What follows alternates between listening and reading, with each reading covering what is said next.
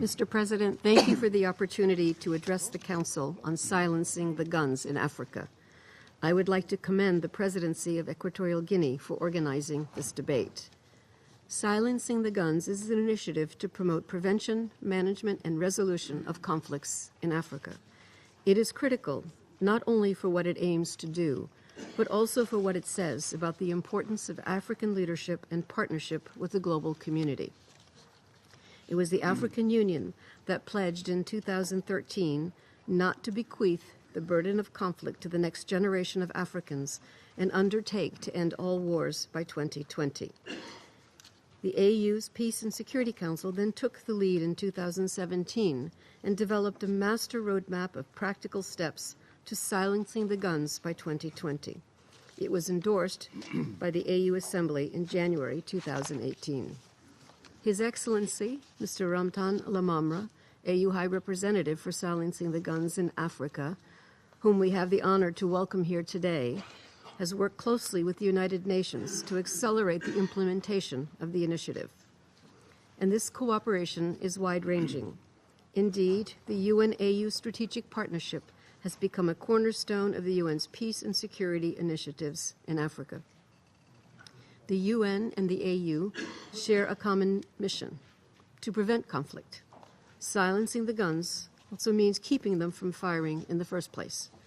In the last 2 years, we have each strengthened our ability to detect and diffuse crises before they escalate, as well as our cooperation to help resolve them. Our partnership with the AU involves concrete action. In January 2018, among other initiatives, the United Nations kicked off a 2-year project to support policy dialogue and technical assistance on conflict prevention and mediation in Africa.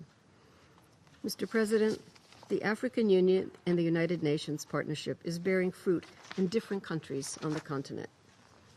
In the Central African Republic, the AU, with UN support, shepherded the recent signing of the peace agreement.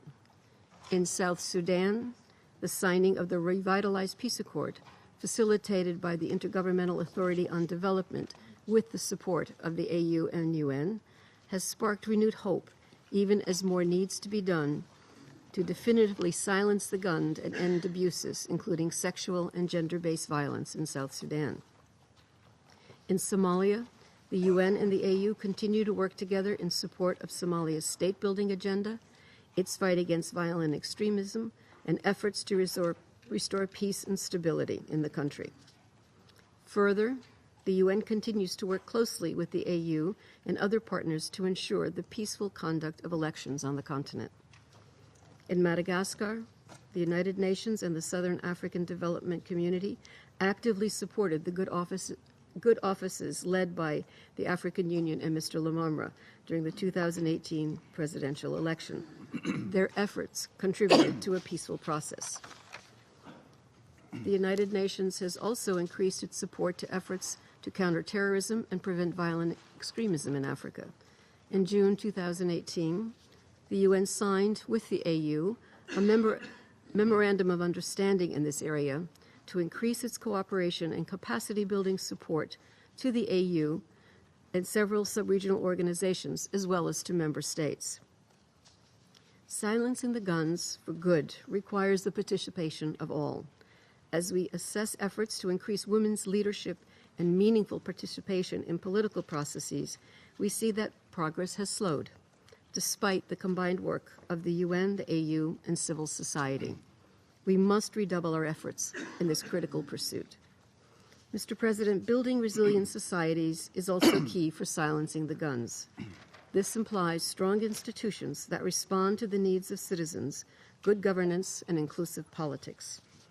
In recent years, the continent has made great strides in deepening democracy and democratic institutions, including through the implementation of the African governance architecture. However, numerous governance challenges remain, including the marginalization of certain groups from political processes, the prevalence of a winner-takes-all approach, corruption, and the mismanagement of natural resources.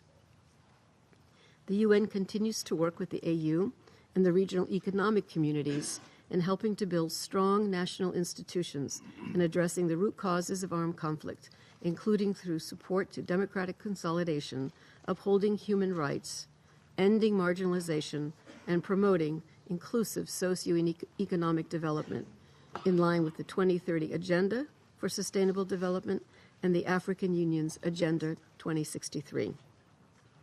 As the Secretary General stated, pointing to recent peaceful elections and truces, a wind of hope is blowing in Africa. Furthermore, across the continent, entrepreneurship is up, access to education has increased, and child mortality has declined.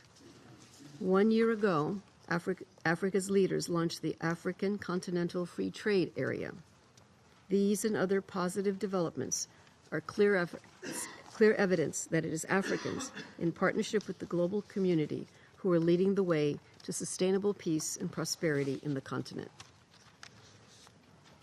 In silencing the guns, African countries have a central role to play in making the initiative a success, as do the African Union and Africa's private sector and civil society. But it is vital that the international community lend its support to Africa in achieving this objective. Let this debate today galvanize global support for these efforts. Thank you, Mr. President.